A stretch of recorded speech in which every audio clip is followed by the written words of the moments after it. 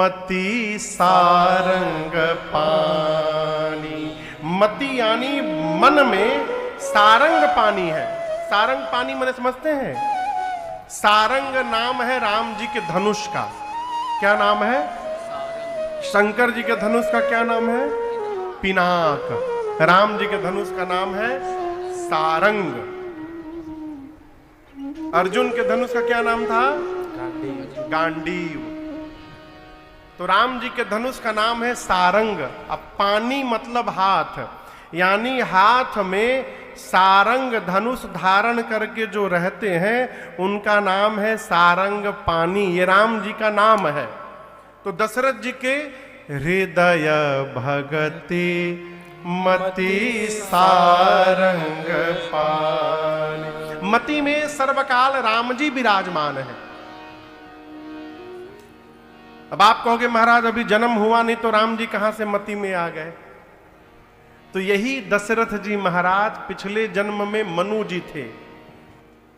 नैमिषारण्य में 23,000 वर्ष तपस्या किए थे। राम जी सीता जी दर्शन दिए थे। उस समय जो स्वरूप का दर्शन हुआ, नील सरोरुह नीलमणि नील नीरधर श्याम लाजहि तन शोभा निरखे कोटि कोटि सत्कार। उस समय जो राम जी का रूप दिखाई पड़ा और जो स्वरूप आंख में छपा, शरीर बदल गया हो परंतु वो दृश्य नहीं बदला। और दशरथ जी के रूप में जन्म लेने के बाद भी उस दर्शन की सुधि बनी हुई है, इसलिए मन में हमेशा राम जी विराजमान है दशरथ जी के। कौशल्या, कैकेयी, सुमित्रा जैसी जिनकी 3 देवियां हैं। एक दिन जीवन के चौथेपन में महाराज के मन में ग्लानि हुई। ग्लानि क्यों हुई? अनेक कारण है। एक तो कारण है कि महाराज जब इंद्रलोक जाते थे ना, देवताओं के राजा इंद्र के पास, तो इंद्र अपना आधा सिंहासन रिक्त कर देते थे महाराज को बिठाने के लिए। एक बार महाराज वहां से जब लौटे तो पीछे मुड़कर देखे इंद्र अपने आसन को जल से धुलवा रहे थे। महाराज को बहुत कष्ट हुआ है, मैं ऐसा हूं कि मेरे उठने के बाद आसन धुलाया जाए। एक कारण ये। एक दूसरा कारण, मां कौशल्या ने एक दिन कहा, महाराज आपके बाद आपके पितरों को जल कौन देगा? ये कारण है। एक कारण और है, राम जी की एक बहन है, उनका नाम है शांता। क्या नाम है? शांता। एक दिन रक्षाबंधन का समय आया और शांता मैया महाराज को पकड़ के बहुत रोई। पिताजी, यदि मेरे कोई भैया रहते तो मैं उनके कलाई में राखी बांधती ना आज। ये सुनकर महाराज को ग्लानि भई और जैसे मन में ग्लानि भई, महाराज दौड़ कर गए गुरुदेव भगवान के पास। जाकर निज दुख सुख सब गुरहि सुना। महाराज अपना दुख, समाज का सुख सब सुनाए। गुरुदेव ने कहा, महाराज चिंता न करिए, आप एक बच्चे के लिए रो रहे हैं, मैं कहता हूं धरहु धीर होई हहि सूत चारी। एक नहीं 4 पुत्र होंगे और कोई सामान्य नहीं होंगे। त्रिभुवन विदित भगत भय।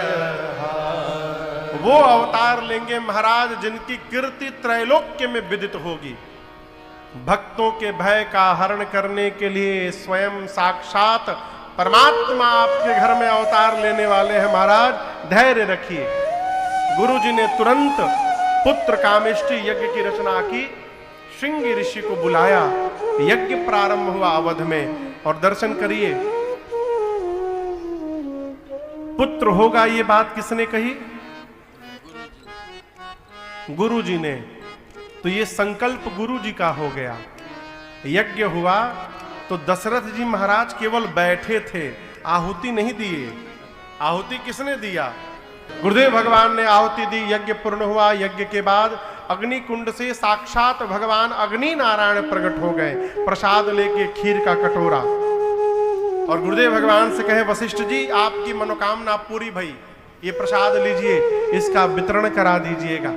कटोरा लेकर महाराज के पास गुरुदेव भगवान जाकर बोले महाराज पूरे प्रसाद को 2 भाग में बांटिएगा, आधा भाग बड़ी रानी कौशल्या जी को दीजिएगा, आधे को 2 भाग में बांटिएगा, पा भाग मझली रानी कैकेयी जी को दीजिएगा। अब बचे हुए पा भाग को 2 भाग में बांटकर एक कौशल्या और दूसरा कैकेयी जी को देकर कहिएगा दोनों माताएं प्रसन्न मन से सुमित्रा जी को देंगी। जैसे गुरुदेव ने बताया प्रसाद का वितरण भया, माताओं ने प्रसाद पाया। और आपसे बताऊं जैसे मैया ने प्रसाद खाया, मां के अंक में मेरे रघुनाथ जी आकर विराजमान हो गए, प्रभु मैया के अंक में आ गए।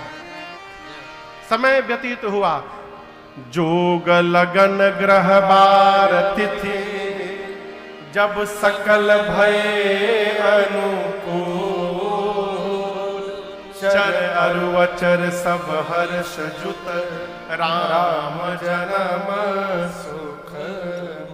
चैत्र मास शुक्ल पक्ष नवमी तिथि दिन मंगलवार का दोपहर का 11:30 बजा अभिजीत मुहूर्त आया। क्या हुआ? अयोध्या में शीतल मंद सुगंध हवाएं बहने लगी, अयोध्या के पर्वत पर मणि प्रकट होकर जगमगाने लगे, पुष्प खिल गए, सुगंधित वातावरण हो गया, संत आकर कीर्तन करने लगे। तब तक एक संत ने कहा नीचे का छोड़ो, ऊपर आकाश में देखो। क्या हुआ था? देवताएं सुर समूह बिनती करी, जब पहुंचे निज निज धाम, जगनिवास प्रभु प्रगटे, अखिल लोक विश्राम। जैसे 12 बजा दोपहर का, मां कौशल्या के अंक से एक प्रकाश पुंज प्रकट हुआ। प्रकाश पुंज समझते हैं? ज्योति निकली अंक पेट से, मां के एक ज्योति निकली। मां हाथ जोड़ के खड़ी हो गई, ये क्या है? ज्योति सामने गई और सामने जाकर वो ज्योति ने विराट रूप धारण कर लिया। इतना विराट रूप बना कि भगवान का सिर ब्रह्मलोक में, पांव पाताल में। भगवान शंकर मां पार्वती को कैलाश में कथा सुनाते कहते हैं देवी वहां देखिए माया गुण, भगवान प्रकट हो गए। भगवान के गले में बनमाल कमल के पंखुड़ियों के समान विशाल नेत्र, श्याम वर्ण। मां देखी इतना बड़ा मेरे भीतर था। राम भगवान के एक एक रोम में करोड़ों करोड़ों ब्रह्मांड घूम रहे थे। रोम के छिद्र से वेद की ऋचा निकल रही थी। मां सोची इतना बड़ा मेरे भीतर था, कौन मानेगा। मम उर सोबासी, लोग सुनेंगे तो हंसेंगे, यह उपहासी। कितना भी बुद्धिमान व्यक्ति सुनेगा विश्वास नहीं करेगा। सुनत धीर मति धीर ना।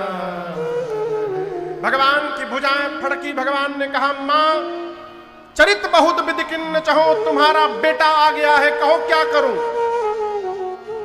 मां बोली बेटा बन के आए हैं कि बाप बन के आए हैं, पहले ही बताइए। बेटा बने हैं कि बाप बने हैं? कहीं इतना बड़ा बेटा जन्म लेता है किसी का, इतना बड़ा। भगवान बोले मां पहली बार किसी का बेटा बना हो, आई हैव नो आइडिया। कैसे बेटा बनना चाहिए हमको मालूम नहीं माई। मां ने कहा कि जय शिशुलीला अति प्रिय शीला, यह सुख परमा अनुपा।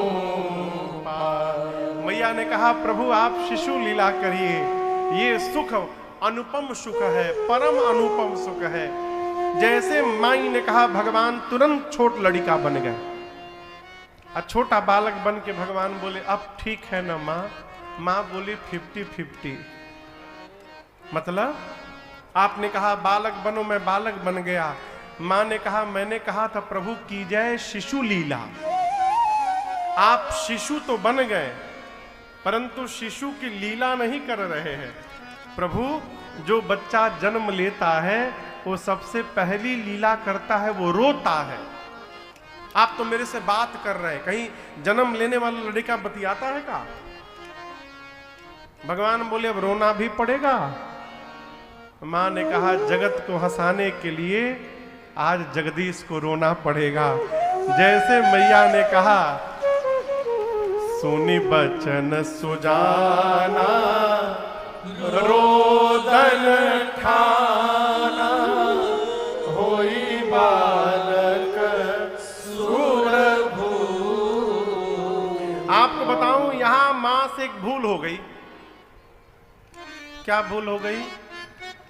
मां ने रोने के लिए तो कहा, लेकिन ये कहना भूल गई कि 5 मिनट बाद चुप हो जाइएगा।